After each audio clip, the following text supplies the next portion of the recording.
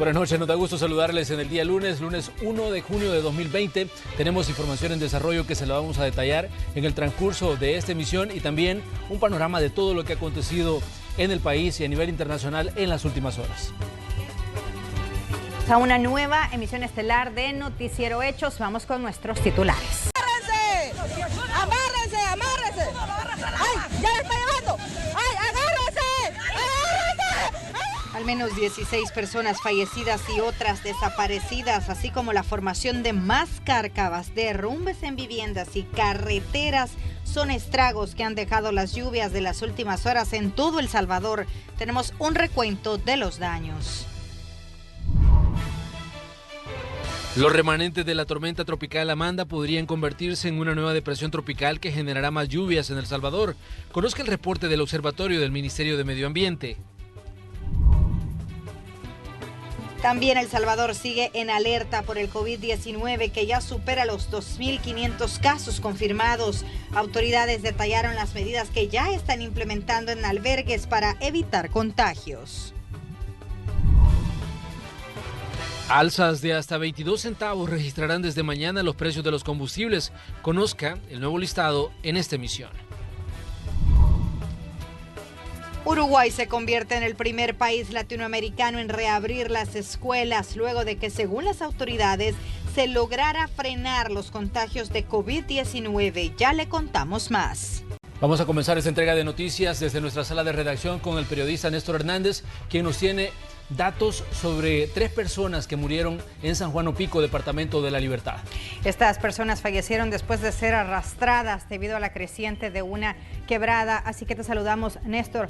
Cuéntanos más sobre esta tragedia.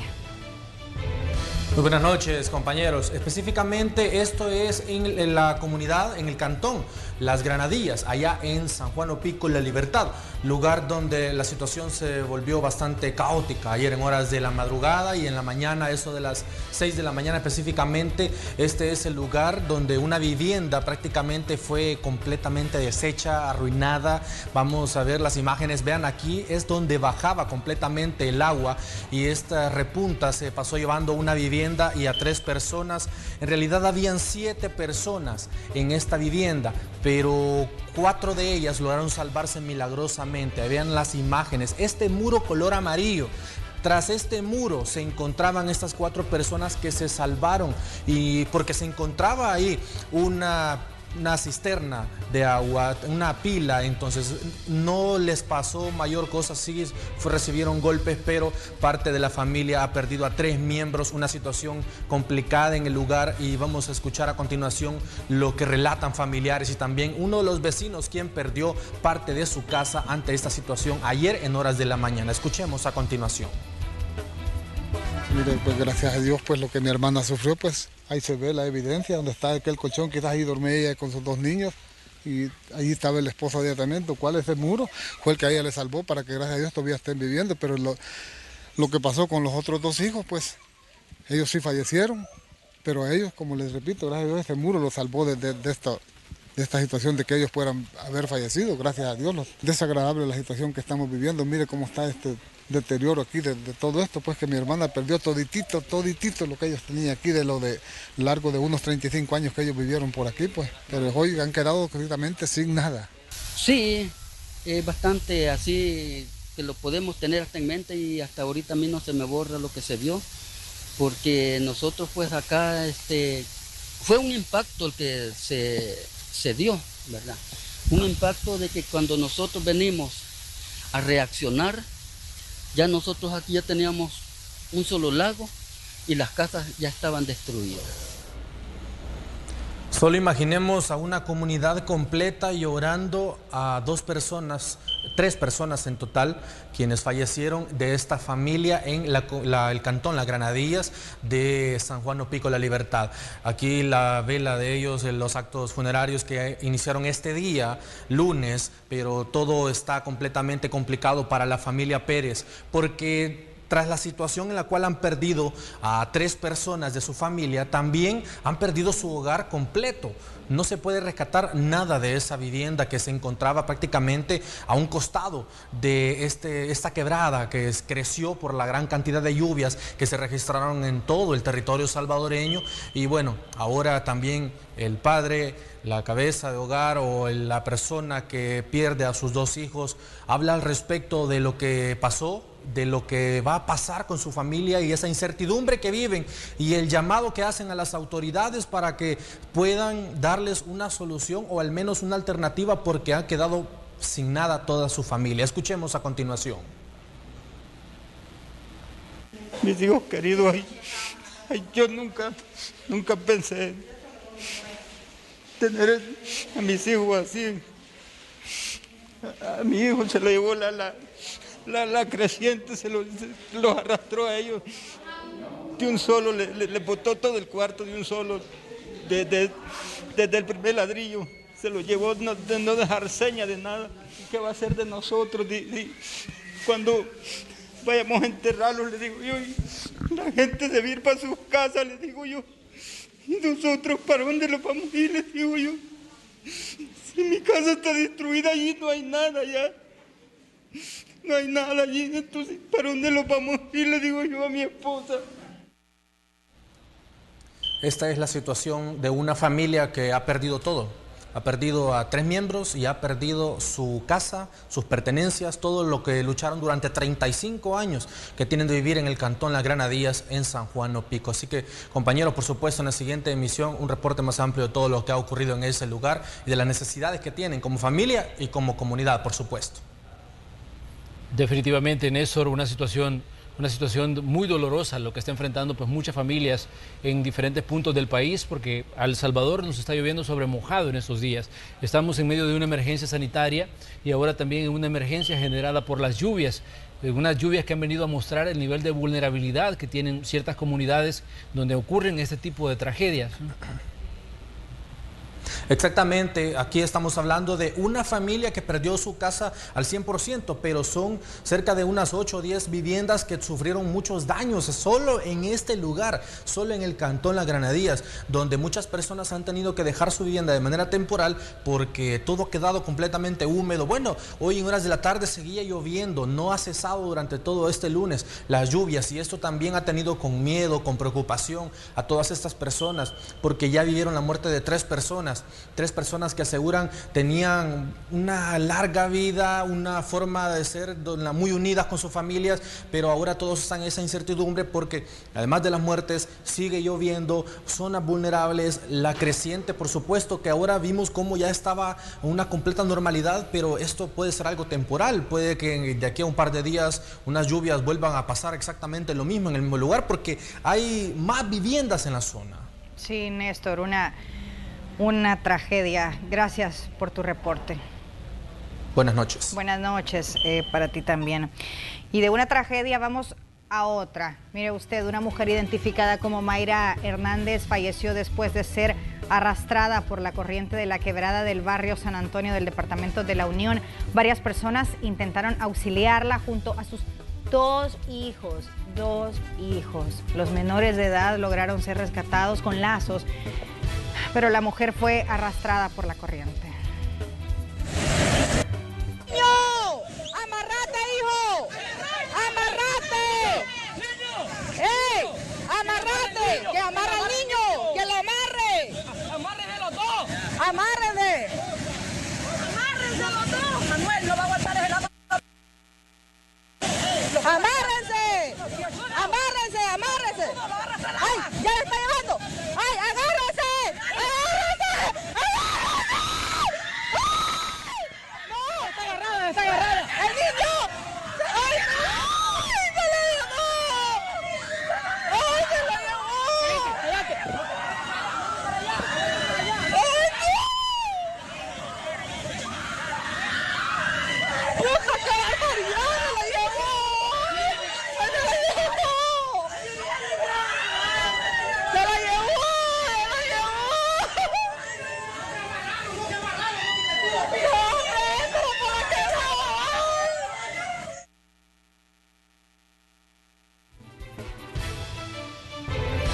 Realmente nos quedamos sin palabras ante el dolor de estas personas al ver cómo la corriente se lleva pues a un ser humano. Una situación, como decíamos, triste, realmente dolorosa la situación que está viviendo El Salvador en este momento. Y sabe que sobre este mismo caso, horas después, el cuerpo de Mayra Hernández fue localizado por elementos de seguridad en el barrio San Carlos, siempre en el departamento de La Unión. Conozcamos más en el siguiente reporte. A causa de las fuertes lluvias registradas en nuestro país, se ha reportado la primera persona que ha fallecido por los desbordamientos de una quebrada en el barrio San Antonio, jurisdicción de Conchagua, en el departamento de La Unión. Identificada como Mayra Yanet Hernández, de 38 años. Sí, se trata de la señora Mayra Yanet Hernández, de 38 años, la cual fue arrastrada por la corriente de un río que está ubicado esa quebrada por lo que es el barrio San Antonio, lugar conocido como la Cruzadilla de Conchagua. Según se tiene conocimiento, pues tanto ella como un niño, hijo de ella, fueron los afectados, pero el niño fue rescatado, más no así la señora, la que lamentablemente fue encontrada aquí en la zona de Campo Vialta. La Policía Nacional Civil y las personas que habitan en los alrededores realizaron la búsqueda del cuerpo, localizándolo en la desembocadura del río hacia la bahía. Eso es lo que se conoce de momento. Lo que sí tenemos conocimiento es de que la gente informó del incidente y los policías que estaban cerca pues inmediatamente fueron al auxilio del menor, lo cual fue rescatado en su momento. Y se hizo una búsqueda con personal en diferentes lugares que se repartieron para ver si lo encontraban unos a mitad del camino, otros vinieron hasta aquí a la zona de Campo Vialta y otros pues la rastrearon del lugar donde fue arrastrada buscando hacia abajo, pero lamentablemente pues fue encontrada pero ya fallecida. Sí, aquí fue encontrada frente a estos remansos de aquí de la bahía. Fíjese que no, fue encontrada en la desembocadura del río que viene del barrio San Antonio, pero ya dentro del agua. Sí, pero siempre en la bahía entonces. Flotando, sí. De ahí fue ubicada, ya traída aquí por una lancha. Entiendo que el personal policial que se encontraba en la zona fue el que apoyó en el rescate del menor.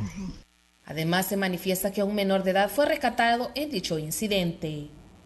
Informó para el noticiero El Zamorano, Crisia Rodríguez. Siempre en la zona oriental, un joven identificado como José López, de 19 años, murió después de ser arrastrado por una repunta del Río Grande de San Miguel debido a las lluvias de las últimas horas. Según testigos, el joven se encontraba pescando cuando fue sorprendido por una corriente. Aunque lo rescataron con vida, murió cuando era trasladado a un hospital.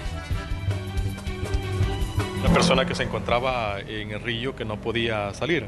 Lógicamente el caudal del río ha crecido bastante, entonces en ese momento salió, pero al momento de nuestra llegada pues hubieron personas que ya lo habían sacado.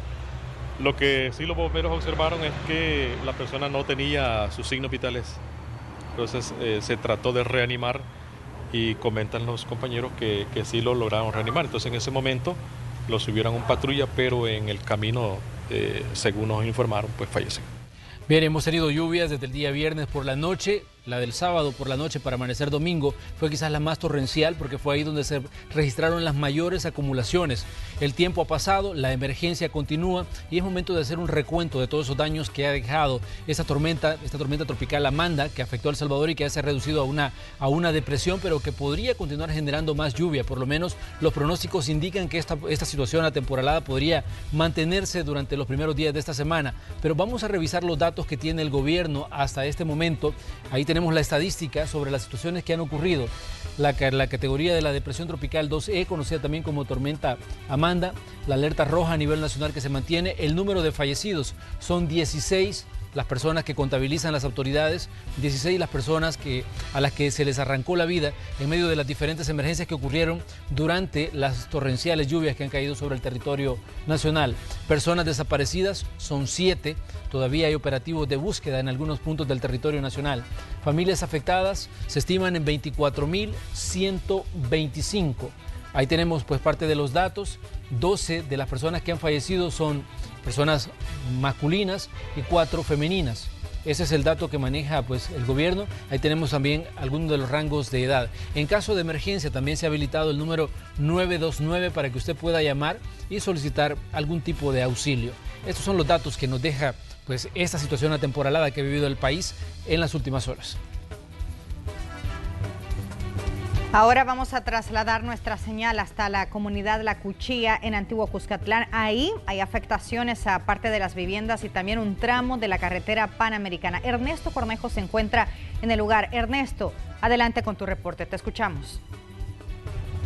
Así es, Roxana, Manuel, compañeros en los estudios y amigos televidentes, y es que las lluvias provocadas por la tormenta tropical Amanda han dejado nuevamente en evidencia la vulnerabilidad que sufre nuestro país en torno a estas situaciones climáticas. Como ya bien lo mencionaba Roxana, una de ellas ha sido acá cerca en San Salvador, estamos hablando de la comunidad Cuchilla, acá en Antiguo Cuscatlán, situación que generó el desborde del río que pasa cerca de este lugar, provocando que parte del tramo de la carretera panamericana tuviera un colapso, situación que inmediatamente se hicieron presentes las autoridades del Ministerio de Obras Públicas, como también diferentes entidades, para tratar de ayudar a todas las familias que se encuentran alrededor de este caudal. Hasta este mismo lugar también ha llegado el ministro de Obras Públicas hace algunos minutos, quien ha mencionado que ya se han iniciado con los trabajos para evitar que esta situación se pueda complicar en los próximos días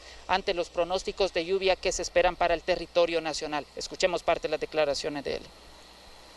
Lo que ha sucedido es que uno de los muros que protegía uno de los taludes de la carretera ha sido socavado debido a las recientes lluvias, y nosotros lo que hemos hecho en este momento es colocar un protector en el talud. Hemos impermeabilizado el talud en este momento para evitar que se llegue a formar una cárcava. En este momento no se ha formado cárcava. Hemos puesto ahorita unos plásticos para poder impermeabilizarlo y evitar que se llegue a formar una cárcava. El día de mañana vamos a continuar para poder realizar diferentes trabajos, principalmente uno que es la parte de estabilización de taludes, y lo otro es que vamos a reconstruir el muro para proteger el talud y garantizar estabilidad en esta zona. Más de 160 derrumbes han contabilizado las autoridades a nivel nacional. De igual manera, han desplegado más de 60 cuadrillas del Ministerio de Obras Públicas. También 5 puentes en el que se estima, de acuerdo a las autoridades, han sido dañados y su reconstrucción estaría oscilando entre los 8 millones de dólares. Es por eso que él ha mencionado, el ministro de Obras Públicas, que inmediatamente están iniciando también con el análisis de otros puntos, como por ejemplo también algunos turicentros, como el de Los Chorros, que se ha visto seriamente afectado por esta situación climática. Registrados 163 derrumbes en diferentes carreteras, principalmente en la carretera de Los Chorros, en la carretera también al Puerto de la Libertad y en otros sectores, principalmente en Polorós, en el oriente del país. Entonces ya estamos interviniendo todos esos derrumbes. De hecho, ya la mayoría, nosotros hemos removido la roca y hemos removido diferentes escombros. También hay cerca de 43 lugares que nosotros hemos identificado que han sufrido inundaciones, principalmente comunidades.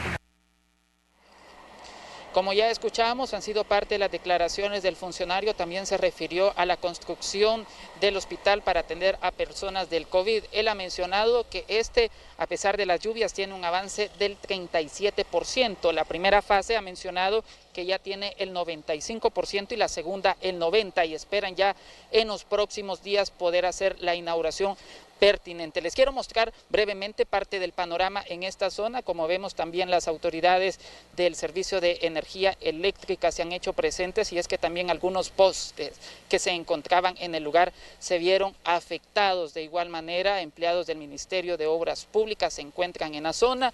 A los habitantes se les ha dado lo que es una canasta solidaria con implementos de primera necesidad, como también otros insumos para que ellos puedan enfrentar esta situación que los ha venido a perjudicar en las últimas horas. Por el momento, el paso en este lugar se encuentra restringido, así que la recomendación está, por favor, mantenerse en casa. Recordarles que también tenemos la emergencia del COVID-19, sumado a lo de las lluvias que nos ha afectado seriamente en el territorio nacional. Es parte de la información que se ha desarrollado en los últimos minutos acá en este lugar y que se la estamos presentando a través de Noticiero Hechos.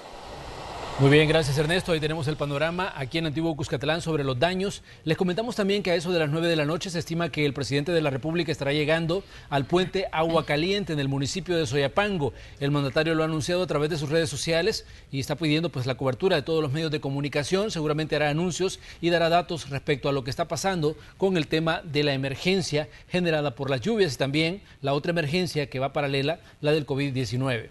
También les queremos contar los daños en la zona norte. Nos vamos a ir específicamente a Chalatenango, donde algunas zonas de cultivo resultaron seriamente afectadas por las lluvias. Ese es el panorama que encontramos. Las vegas del embalse del Cerrón Grande siempre habían sido un buen lugar para sus cultivos, pero este año todo cambió y su inversión fue arrastrada por la fuerza del agua. Traía madera y todo, y luego se inundaron todos los cultivos, se hicieron los grandes canales que están a mi espalda ahí. Y nosotros somos 40 agricultores, 3 manzanas por medio. Hemos perdido todo, no nos ha quedado nada. Y también tenemos crédito con el banco. Se pueden recorrer manzanas y manzanas de terreno y lo único que se encuentra es escombros y cultivos perdidos. Aquí un gran desastre, ahí se puede ver toda esa palera que trajo Lempa, se desbordó, se llevó las milpas y lamentablemente yo perdí 4 manzanas. Sí, de milpa. En esta zona cultivan los miembros de la cooperativa Tierra Fluctuante El Elote y la cooperativa El Tibio de Santa Bárbara, en el paraíso Chalatenango. Ellos esperan recibir apoyo por parte del Ministerio de Agricultura para levantarse de esta difícil situación. Y pudieran ayudarlos para poder cubrir las necesidades de todo lo que teníamos en los cultivos, les agradeceríamos. Aproximadamente hemos perdido 150 manzanas de cultivo, tanto como de maíz de consumo, maíz elotero, ayote, pipián. Hemos perdido una variedad de consumos, entonces pedimos a las autoridades pues que tomen carta en el asunto y que los ayuden. Uno de pobre que trabaja con recursos, decirles préstamos, ¿verdad? Que la esperanza nuestra es de sacar nuestras cosechas, luego pagar el dinero que nos prestan para trabajar y de lo poco que nos queda de ganancia sobrevivimos. Lamentamos la pérdida totalmente ahora de Cooperativa El Elote. Somos 40 socios que trabajamos acá. Entre ambas cooperativas se suman 145 socios que han perdido todos sus cultivos. No pueden recuperar el dinero invertido y mucho menos cancelar los créditos. Manifestaron su preocupación, pero aún guardan la esperanza que el gobierno central pueda ayudarles de alguna manera a superar esta crisis. Con imágenes de Kevin Hércules para CN Noticias, Esmeralda Alas. Mientras tanto, en Santa Ana, las afectaciones por la entonces tormenta tropical Amanda no fueron de gran impacto como en otras zonas del país. Luis Alberto López recorrió la zona y nos presenta el reporte. En Santa Ana, en la zona occidental del país, al menos la tormenta Amanda, el fin de semana no causó daños serios en gran parte de la población.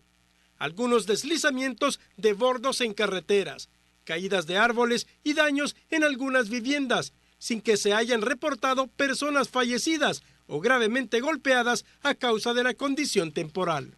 Gracias a Dios Santa Ana ha llovido, pero una intensidad suave, ¿verdad? Nos ha dado bastante tiempo a controlar la situación. Hemos tenido algunos momentos de intensidad, pero bien poco, ¿verdad? La mayoría han sido, aquí en la ciudad pues ha sido lluvias suaves, ¿verdad? Pero sí ha sido permanente, entonces eso como que ha ayudado bastante. Las unidades de protección civil de la alcaldía se mantienen alerta para atender emergencias en las próximas horas. Santa Ana también es una zona vulnerable para derrumbes e inundaciones. Tenemos ya el plan invernal como protección civil municipal e interinstitucional, que ya estamos activados todos, en donde tenemos equipo de terracería, volquetas y todo, y el equipo para corta de árboles. Lo que sí no ha parado es la solicitud de alimentos de parte de familias que se encuentran en varios tramos y zonas de Santa Ana, como las de la comunidad Cutumay Camones. Yo no tengo ayuda de nadie, aquí nadie los ayuda. Bueno, a mí nadie me ayuda. Mi hija se va para allá porque tiene 3 niñas 3 niñas, yo tengo un varón, pero el tipote estudia. No puedo yo salir para ningún lado a trabajar. Y necesitamos ayuda, por eso salimos a la calle a pedir ayuda, porque tenemos una gran necesidad. Como le vuelvo a repetir, somos 20 familias, todas, la mayoría son madres solteras y tienen hijos. Y usted sabe que uno tiene que salir adelante, sea así o sea no, que Dios nos tiene que bendecir y ayudar. La municipalidad asegura que aún no ha concluido la entrega de paquetes de alimentos, al igual que la ayuda del gobierno central. Mientras llegan, las familias permanecen a la orilla de la calle con la señal de auxilio. Con imágenes de Ricardo Tovar, un reporte de Luis Alberto López. Vamos ahora a la zona oriental. En San Miguel fueron instalados albergues para las familias afectadas por las inundaciones. Varias familias del caserío Huiscoyol del cantón Anchico en San Miguel fueron sorprendidas durante la madrugada, luego que el río se desbordara, por lo que no les quedó de otra que salir para un albergue que fue habilitado en el centro escolar. 67 personas fueron atendidas en este lugar. Y lo cual ahora por la mañana amanecimos con mucha lluvia y el río rebasó a los límites que él siempre llega. Entonces ya algunas 12 familias tenemos albergadas ya en el centro escolar de Huiscoyol para poder ver de qué manera les podemos ayudar a estas familias que aún están siendo afectadas. Ya sus viviendas están colapsadas. También tenemos más familias en el sector parte baja de lo que es la comunidad. La respuesta del alcalde Miguel Pereira fue inmediata, quien llegó para evaluar los daños y su equipo de trabajo a entregar víveres para paliar un poco la situación de estas familias. Venimos de diferentes comunidades ahorita, estamos acá en esta parte donde vamos a atender a cerca de 15 familias que se han albergado en este momento, producto de que sus viviendas se le han inundado. Recordemos de que el subsuelo ya tiene una poca capacidad de absorción, entonces eso hace que ya haya una inundación en muchas viviendas de zona baja, aunque no necesariamente sea producto de un desbordamiento de un río. Entonces ahorita vamos a instalar como Comisión de Protección Civil Municipal ya este primer albergue oficialmente. Este es el primer albergue habilitado en San Miguel. También se informó que el Centro de Operaciones de Emergencia ubicado en el plantel del CAN ha sido habilitado como centro de acopio para que las personas puedan donar víveres y otros productos de primera necesidad. Para mayor información, pueden llamar al número 2660-2500. Con imágenes de Cristian Jiménez, Fidel Hernández, Noticiero TVM. Y las afectaciones alcanzaron al municipio de Lourdes en La Libertad, donde hubo deslaves que acabaron con las pertenencias de varias familias. Sentimos ya el agua ya se nos había metido y nos habían entrado. Entonces teníamos un murito allí, por lo cual el agua lo derribó y llegó hasta este límite. Hasta aquí llegó. Son al menos 5 viviendas las que resultaron afectadas por las lluvias en la comunidad La Tejera en Villa Lourdes, en La Libertad.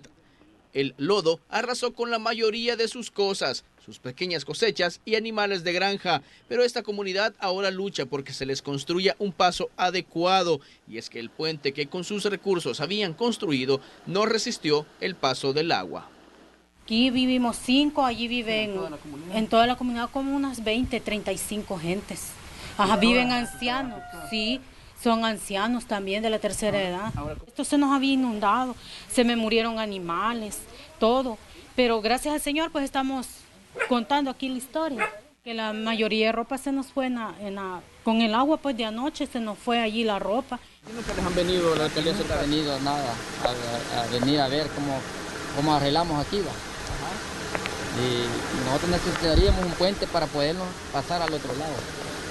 Aunque sus habitantes también piden que la alcaldía remueva el lodo que en camiones fueron a dejar a pocos metros de la comunidad, de acuerdo a personal municipal, esa acción se realizó como respuesta rápida debido a que buscaban remover los residuos de un deslave, pero si las lluvias continúan, nuevamente el lodo puede llegar hasta las casas en La Tejera.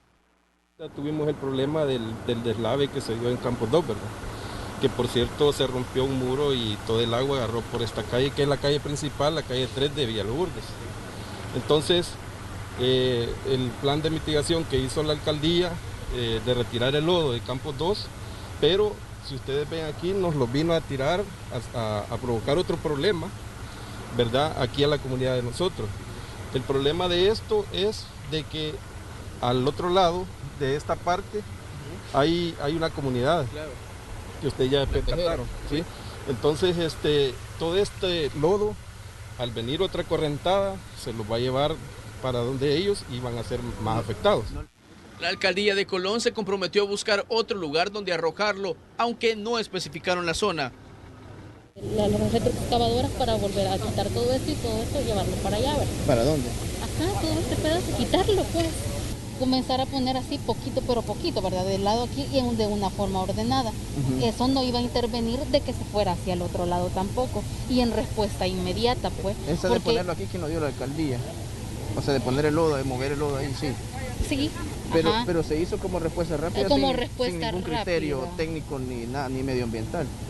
Le pregunto esto porque hay una comunidad ahí abajo y nosotros hemos visto, y también se les metió el lodo, y también dicen que la alcaldía no ha hecho nada, que les piden directiva, que les piden carta. Se iba a poner nada más esto acá, después de aquí se iba a llevar para otro lado, pero de momento para quitarle el gran problema a toda esa gente que está allá, pues la idea era de que, o sea, al terminar todo esto, pues igual se removiera, ¿verdad? Se removiera. ¿Por qué? Porque nosotros queremos ya quitar todo ese pedazo de allá, de una manera ahorita segura, donde irlo a tirar el lodo. Pero aquí ya no lo van a seguir tirando. Ya no. Al cierre de esta nota, el lodo no había sido removido pese al compromiso de la comuna. Con imágenes de Roberto Martínez, Inmar Batres, Noticiero Hechos. A todo esto le sumamos que funcionarios del gobierno visitaron la comunidad Nuevo Israel para iniciar con el proceso de construcción de las 50 viviendas de familias afectadas por la depresión tropical Amanda. Tras una reunión, los afectados aceptaron mudarse a terrenos cercanos a la comunidad. Por el momento permanecen albergados en el Instituto Técnico Industrial. Ahí tenemos pues algunas imágenes de cómo la están pasando estas familias ahí en el instituto, cómo se encuentran refugiados en medio de la situación atemporalada que sigue. Vamos a una pausa comercial, pero le invitamos a que continúe informándose con Noticiero Hechos. Ya regresamos.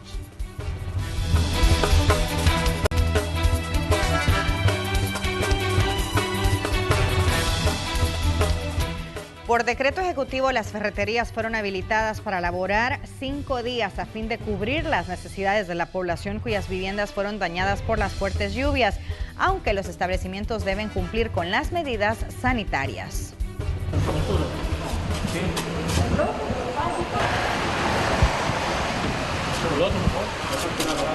Este es el protocolo de ingreso a la ferretería, luego de que el gobierno les autorizara para laborar del 31 de mayo al 4 de junio.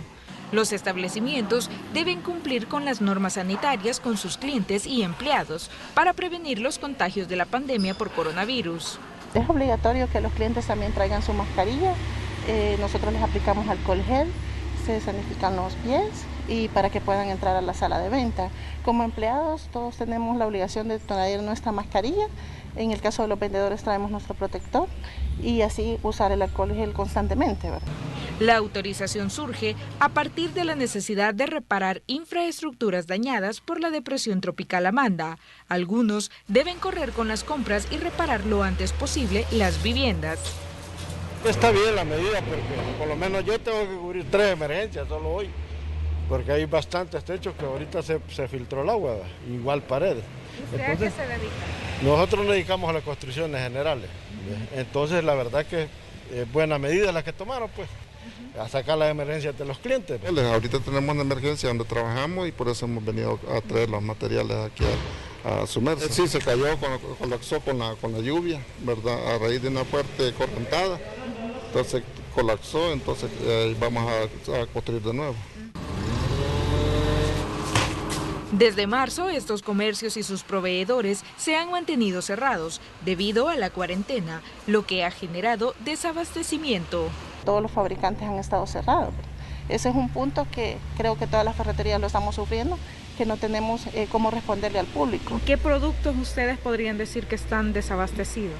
En lo que son selladores de techo, en eso estamos desabastecidos, que creo que es algo bien importante en este momento.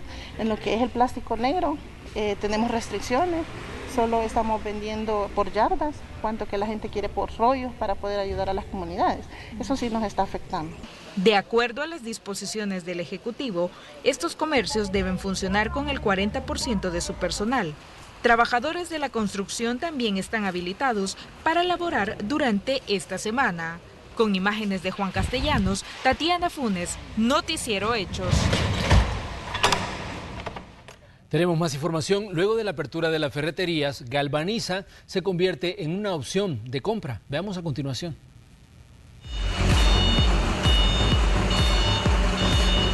Galvaniza, una empresa de Grupo Ferromax y reconocida por ser la compañía con mayores innovaciones en la industria de la construcción y el metal mecánica, reapertura nuevamente sus operaciones en el país, cumpliendo los protocolos sanitarios necesarios.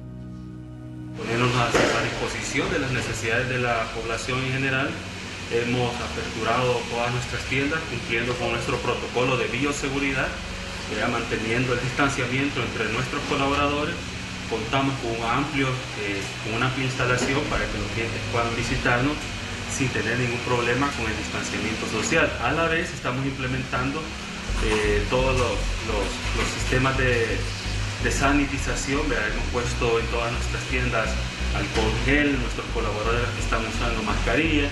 Asimismo, pues, evitamos las aglomeraciones, estamos despachando lo más pronto posible, también para abastecer las necesidades de nuestros clientes, sobre todo en este momento de necesidad. La empresa cada vez está más cerca de sus clientes para ofrecerle la máxima calidad al mejor precio con el objetivo que construyan sus hogares seguros. Es por eso que también a través de la web han puesto a disposición sus productos. Estamos ofreciendo toda la canasta básica de la construcción, desde láminas de techo de nuestra marca exclusiva Cincalum, Coloralum, Arquiteja y demás, como también las metalmecánicas GHT en perfiles con IC, tubos, regulares, y también con nuestro Yomac y todo tipo de construcción implementado, también el pedido en línea. Pueden acceder a nuestras redes sociales y hacer su pedido con anticipación para únicamente llegar a nuestras tiendas a hacer el retiro del material, haciendo un poco más cómodo, ¿verdad? Y ágil el tiempo. El centro de producción y logística, desde donde se desarrollan y fabrican un amplio portafolio de marcas que distribuyen de forma exclusiva su cadena de 175 megaservicios en la región, se encuentra en operaciones y así brindarles un excelente servicio. Este es un informe para Noticiero Hechos, de Ernesto Cornejo. Ahora le cuento que la situación de lluvias también ha afectado a unas 10 comunidades en la zona de la Quebrada Murcia del municipio de Soyapango. Conozcamos cuál es el panorama en ese lugar. Esta cárcava es la pesadilla de doña Rubidia, habitante del cantón El Limón de Soyapango. Los derrumbes ocasionados por la depresión tropical Amanda han puesto en riesgo su seguridad y la de sus 3 hijos. Mi casa está un poquito falta para que vaya allá al barranco. Ahorita se acaba de ir otro poco de tierra, pero siempre ha estado ese barranco, ¿verdad? Pero no se había ido como hoy, porque hoy está bien cerca ya de la casa. Los habitantes han optado por construir una barrera de llantas para evitar que el agua siga filtrando, pero sus esfuerzos no han sido suficientes. La época de lluvias amenaza la seguridad de más de 1.500 familias de la zona. Parece que nosotros hacemos hasta colecta entre nosotros mismos y es así como compramos plástico. Ahí se puede ver las llantas, se puede ver la mitigación, pero no basta. Necesitamos que ambas instituciones, tanto la municipalidad como el gobierno, tome cartas en el asunto. Estamos siendo afectadas como ADES 11 comunidades, más las que están siendo afectadas más abajo del cantón El Limón, porque aquí estamos hablando de la mitad del cantón El Limón. La otra parte le llega toda esta. Pero estas familias no solo enfrentan las consecuencias de las lluvias, sino también los efectos de la pandemia de COVID-19. Por de pronto, ahorita nosotros estamos en el escasez de comida, todo eso. Eso también, las ayudas, pues, eso es lo más importante que queremos tener también, ¿va? Eso es lo más, porque ya ves que en los trabajos ahorita no estamos trabajando, ¿va? Hablando también de todas las necesidades que tenemos, por el agua también, que nosotros pertenecemos a la DESCO. Ajá, y el agua nos están echando así cada 10 días, cada 15 días, ajá, y todas esas necesidades tenemos también. La necesidad de obras de mitigación es urgente. Los afectados temen que cuando el invierno tome mayor fuerza, el problema sea irremediable. Con imágenes de Ever Ábalos, Carla Goches, Noticiero Hechos. Y también le comentamos que la lluvia también ha causado daños a la infraestructura vial del país. Uno de los puntos más críticos es el kilómetro 22 de la carretera que conduce hacia Quesaltepeque. Las tuberías que cruzan esta calle no fueron suficientes para evacuar la gran cantidad de agua y también los residuos que eran transportados en la quebrada. Estas colapsaron y minaron el terreno, provocando una cárcava de grandes dimensiones. Tome en cuenta que la carretera Quesaltepeque se encuentra parcialmente cerrada entre Vía Primavera y la zona de la empresa Corinca. También se ha restringido el paso de vehículos de más de 4 toneladas. Tenemos la coordinación directa con el Ministerio de Obras Públicas. Ellos son los que van a tomar las acciones pertinentes. Con la policía y la Fuerza Armada se ha cerrado ya la carretera. Aparte también tenemos árboles caídos en la zona sur, en el volcán, y en la zona norte también. Pero ya los equipos de protección civil ya están ahorita activados y están ya atendiendo cada una de las emergencias. Lo más importante ahorita es atender esto. Paso cerrado, pero ya el MOB ya está con los técnicos para ver qué poder hacer. Lo que estamos haciendo es realizando los levantamientos de daños, las secciones, algunos datos para poder hacer un detalle, y lo que viene después es un diseño formal de la propuesta.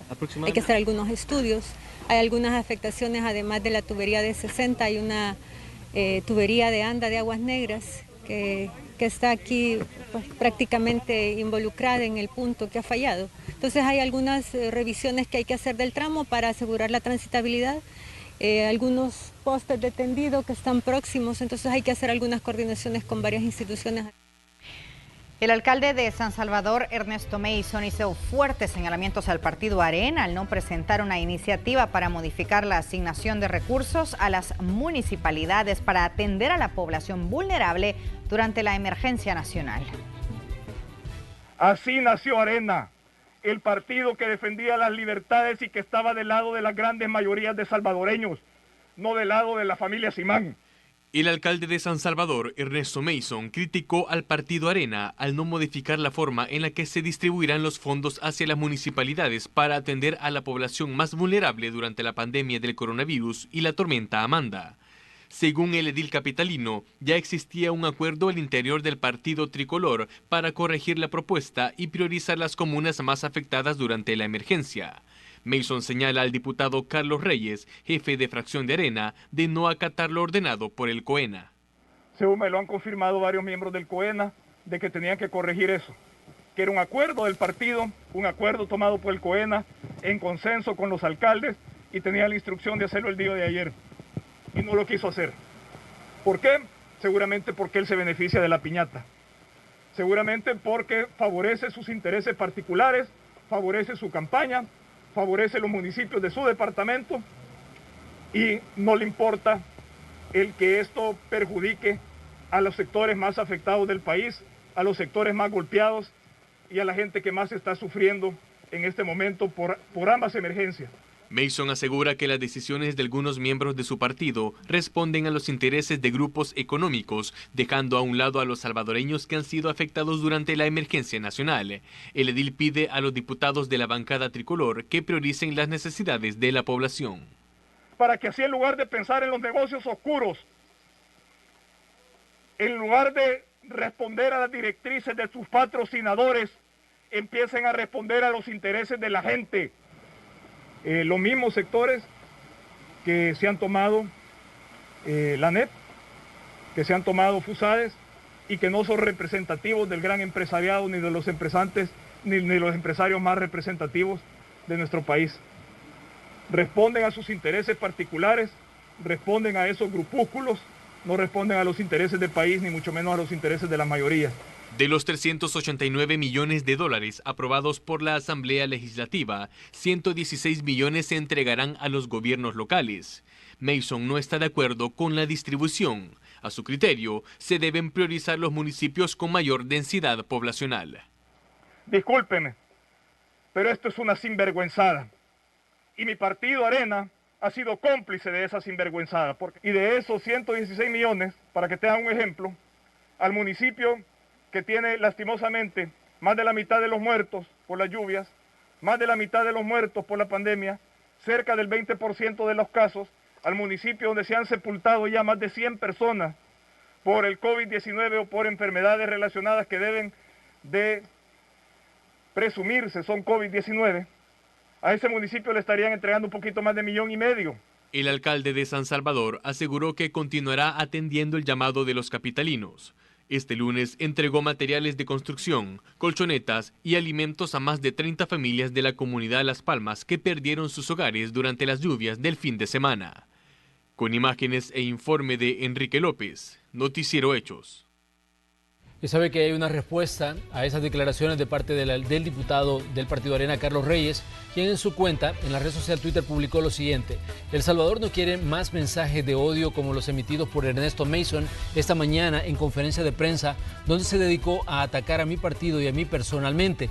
Responsabilizo al alcalde de San Salvador y a sus seguidores por cualquier atentado que pueda sufrir mi persona, familiares y equipo de trabajo, luego de las declaraciones que brindó en una comunidad de su municipio conocida por su alto nivel de peligrosidad. Las aseveraciones del jefe edilicio son alarmantes y fuera de contexto, dice Carlos Reyes. Aclaro a la población, no soy yo quien asigna los fondos a las alcaldías. Como evidencia adjunto nota de Comures, donde sugieren la forma de distribución de los fondos. Este acuerdo, el edil debió buscarlo entre sus colegas alcaldes. También debió consultar a las distintas fracciones que son parte de la Asamblea Legislativa. Yo no mando sobre los 84 diputados ni sobre los demás partidos políticos. Las decisiones se toman en consenso. Eso es lo que puso Carlos Reyes, diputado por el Partido Arena.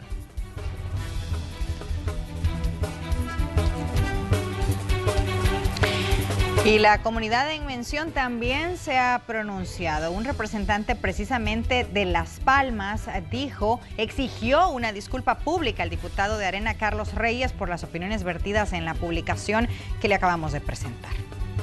Así que le pedimos que por favor se retracte y en nombre de toda la comunidad de Las Palmas que pida una disculpa pública, porque nosotros como comunidad tenemos mucha gente, y vuelvo y repito, profesionales, y no vamos a permitir que un sinvergüenza que se gaste el pisto del pueblo y que no sean mundiales vaya a venir a hablar mal de la comunidad de Las Palmas, a la cual estamos todos ofendidos y aquí estamos todos los profesionales, personas que representan a la comunidad.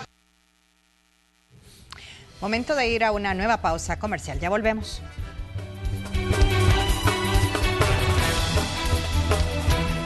Vamos a ver a continuación cómo se encuentra la situación nacional por el COVID-19 en El Salvador. Ahí lo tenemos en pantalla.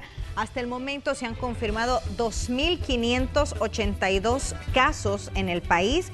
De estos, 1.465 están activos y 1.071 personas se encuentran recuperadas. En el resumen de este 1 de junio se ha conocido que 8 de esta cifra de 1.071 personas recuperadas, 8 se han dado este día. Una buena noticia. Las pruebas realizadas hasta el momento, 91.837 y casos sospechosos.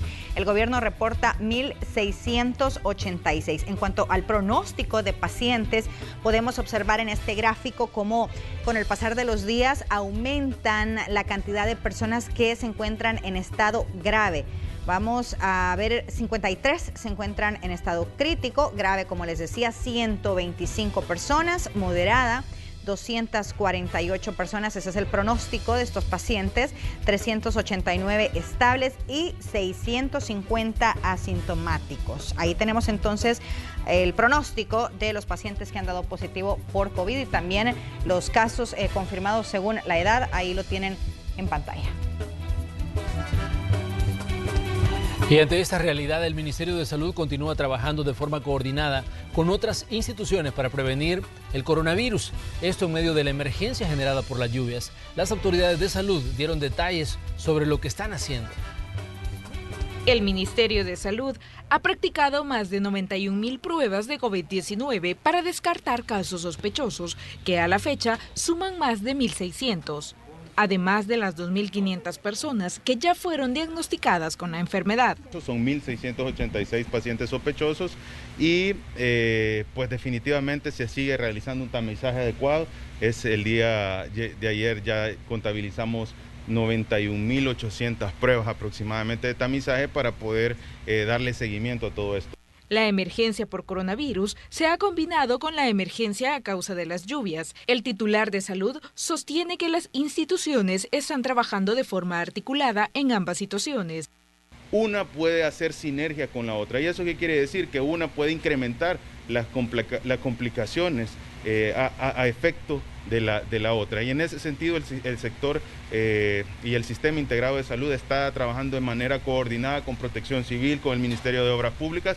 Protección Civil y el Ministerio de Salud ya están ejecutando protocolos que permitan prevenir contagios de COVID-19 entre la población que se encuentra en los más de 100 albergues que se han habilitado a nivel nacional. Bueno, no vamos a saturar obviamente los albergues, sino que vamos a mantener un número de promedio, ¿verdad? Como te decía, el promedio que ahorita se maneja son 46 personas por albergue. El personal de primera línea, del primer nivel de atención, estamos hablando de los promotores de salud, estamos hablando de médicos, de enfermeras, están en los diferentes albergues coordinando la atención médica, coordinando la prevención. Salud también ha entregado equipo de protección para el personal y para las personas albergadas con el fin de limitar la transmisión del coronavirus. Tatiana Funes, Noticiero Hechos. Y el ministro de la Defensa informó que 241 elementos de la Fuerza Armada se han recuperado de coronavirus, mientras que otros siguen ingresados en el hospital militar. Tenemos 20 sintomáticos, 18 de ellos con síntomas leves y 2 de ellos que están en la unidad de cuidados intensivos. Nos mantenemos dando el apoyo en todo el territorio nacional. En este momento las actividades que han tomado más relevancia son las relacionadas con la tormenta, pero como ya sabemos, se siguen realizando el resto de actividades relacionadas también con la pandemia. Estamos las 24 horas, el personal de la Fuerza Armada está acuartelado. También agregamos a todo esto que este lunes fueron repatriados al país 134 salvadoreños que permanecían varados en Houston, en Texas, allá en los Estados Unidos. Entre los retornados se encuentran niños y adultos que estuvieron 3 meses fuera de El Salvador. A los retornados se les aplicarán los protocolos sanitarios para detectar posibles casos de esta enfermedad, la COVID-19. La repatriación es parte del plan del gobierno para retornar al país a todos los salvadoreños que quedaron varados en distintas partes del mundo. Atención a lo siguiente, le cuento que a partir de mañana los combustibles experimentarán nuevas alzas. Escuche bien, porque el especial incrementará hasta 22 centavos. Por la regular pagará hasta 19 centavos más, mientras que el diésel subirá hasta 14 centavos. Recuerde que los nuevos precios de referencia de los combustibles tienen una vigencia de 15 días. Es a partir de mañana hasta el 15 de junio. El mes de mayo cerró con 64 homicidios a nivel nacional. Eso es lo que dicen las autoridades. Esto pues fue el mes en el que se registró la menor cantidad de crímenes en lo que va de la historia reciente de El Salvador, mientras que el promedio diario se mantiene, escuche usted, en 2. Con eso nos vamos a ir a una pausa comercial, pero le pedimos que siga con nosotros. Tenemos más información que comentarle en esta noche de lunes.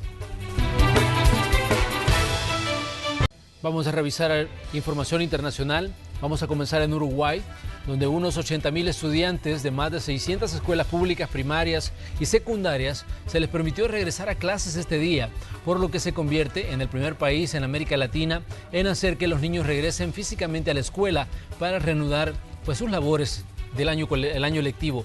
Uruguay, un país de casi 3,4 millones de personas, interrumpió las clases el 13 de marzo después de que la nación fue declarada en emergencia de salud por el nuevo coronavirus. El presidente Luis Lacalle dijo que están dando el paso para que los niños regresen a clases porque estamos convencidos de que el riesgo es mínimo. El regreso al aula es gradual y voluntario.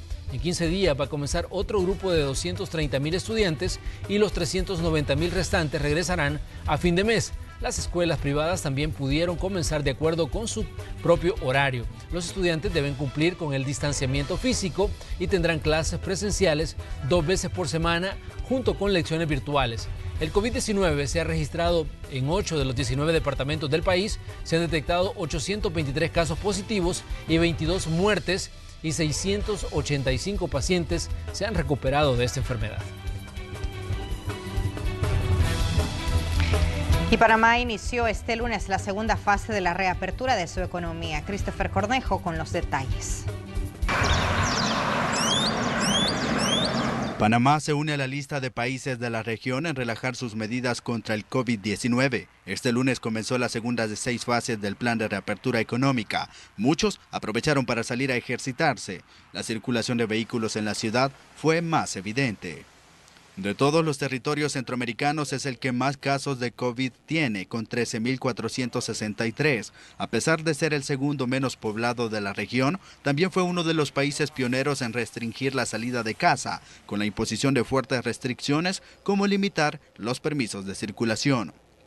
La estrategia fue dividir las empresas en 6 bloques para emprender la llamada ruta hacia la nueva normalidad.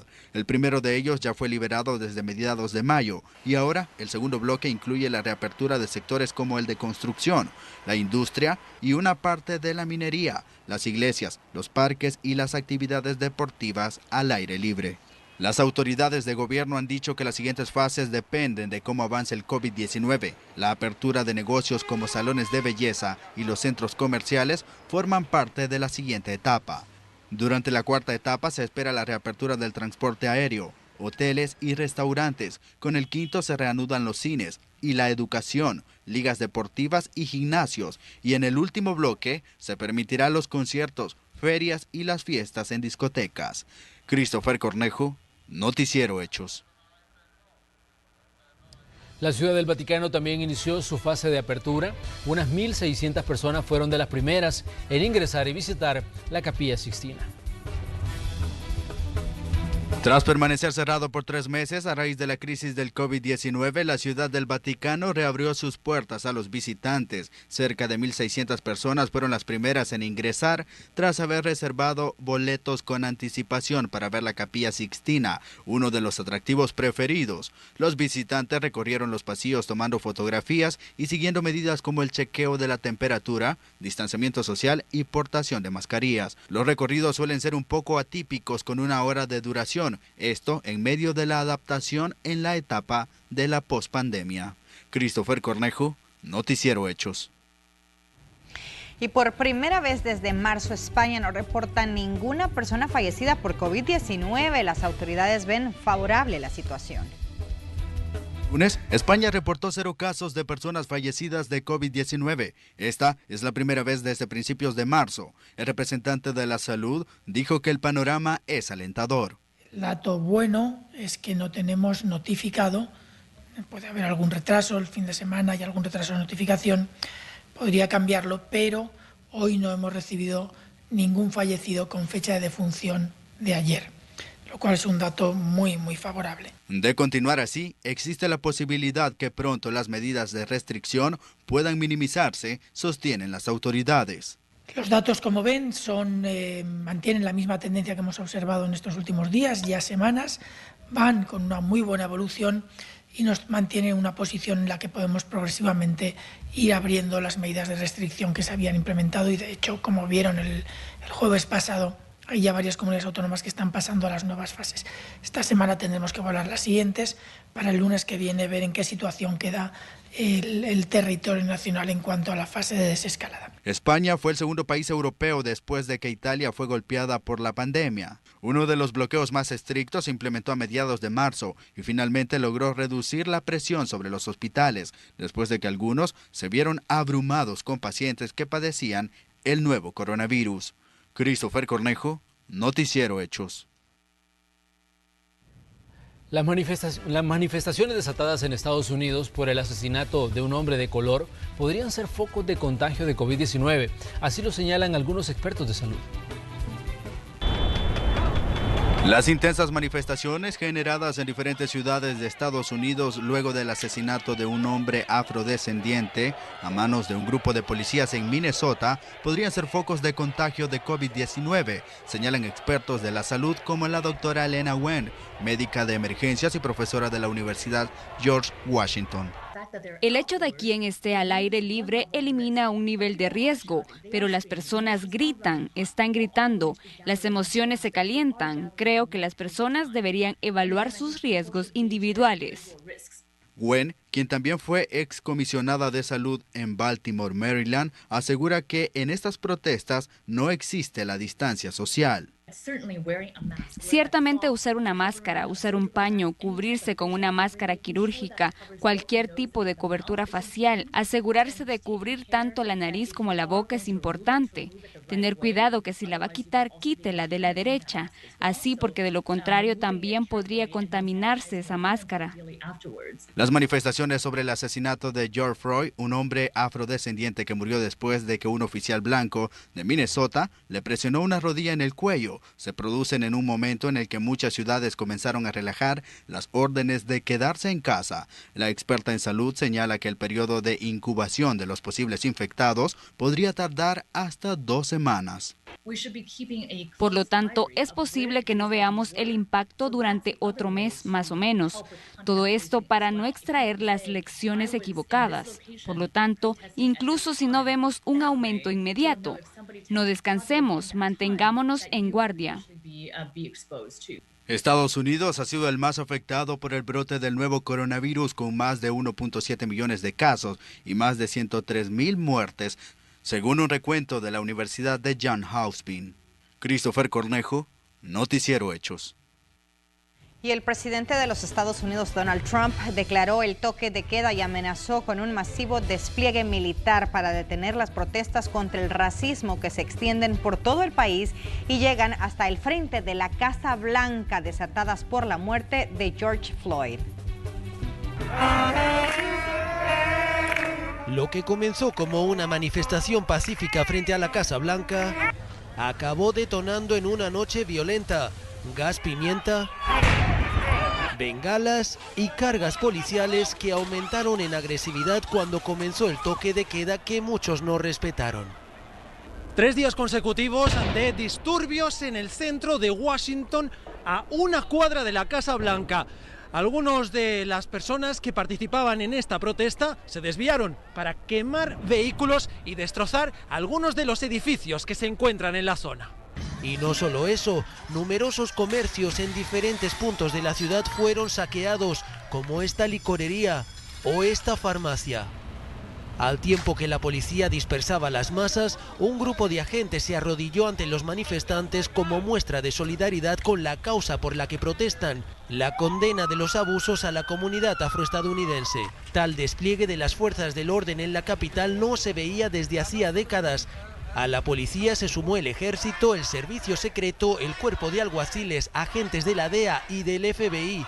Y mientras esto ocurría, el presidente guardó silencio hasta esta mañana, que en una serie de tweets tildó a su oponente demócrata Joe Biden de izquierda radical, como también se refiere a los autores de los altercados y señala la fecha de las presidenciales, el próximo 3 de noviembre.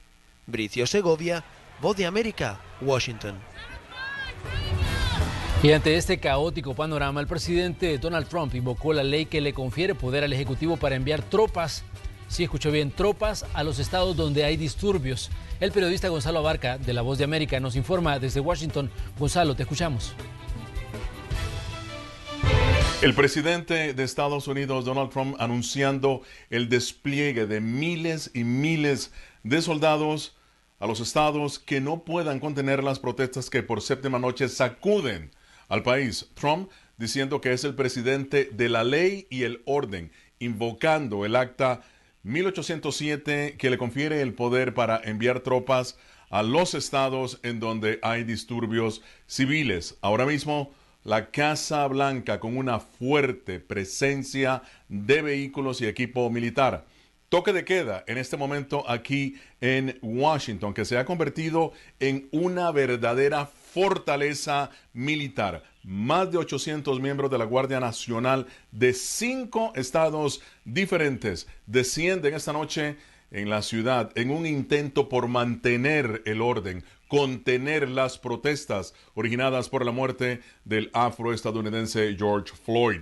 Y sobre su muerte nos llega el informe oficial de la Oficina Forense de Minneapolis. Determina que la muerte de George Floyd es considerada un homicidio, dice el informe, causado por la paralización a la que se le sometió.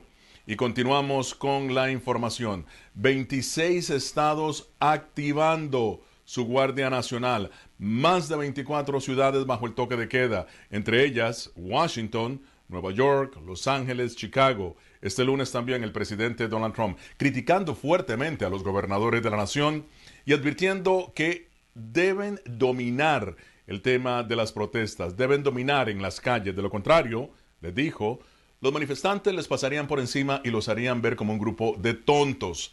En una videollamada con los gobernadores este lunes en la Casa Blanca, Trump estimuló a arrestar a los manifestantes, a instruirlos de cargos, a enviarlos por largo tiempo a la cárcel, tal como les dijo a los gobernadores. La actitud de Trump contrasta con la del expresidente Barack Obama, quien hizo un llamado a la calma, un llamado a la unidad nacional en momentos de gran tensión a lo largo y ancho del país.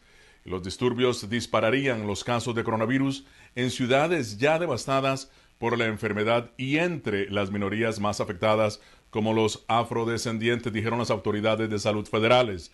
Miles de manifestantes han salido a las calles sin ningún tipo de protección, creando la alarma entre las autoridades de salud por el inminente contagio que estarían exponiendo a sus conciudadanos. Y bien, desde Washington informó Gonzalo Abarca, de La Voz de América.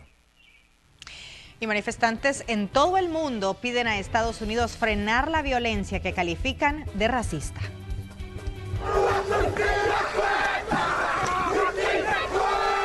Miles de personas participaron en una marcha en la ciudad más grande de Nueva Zelanda el lunes para protestar por la muerte de George Floyd en Estados Unidos y manifestarse en contra de la brutalidad policial y el racismo que se viven en su propio país. Muchas personas en todo el mundo han observado los disturbios civiles registrados en Estados Unidos después de la más reciente de una serie de muertes de hombres y mujeres afroestadounidenses a manos de policías.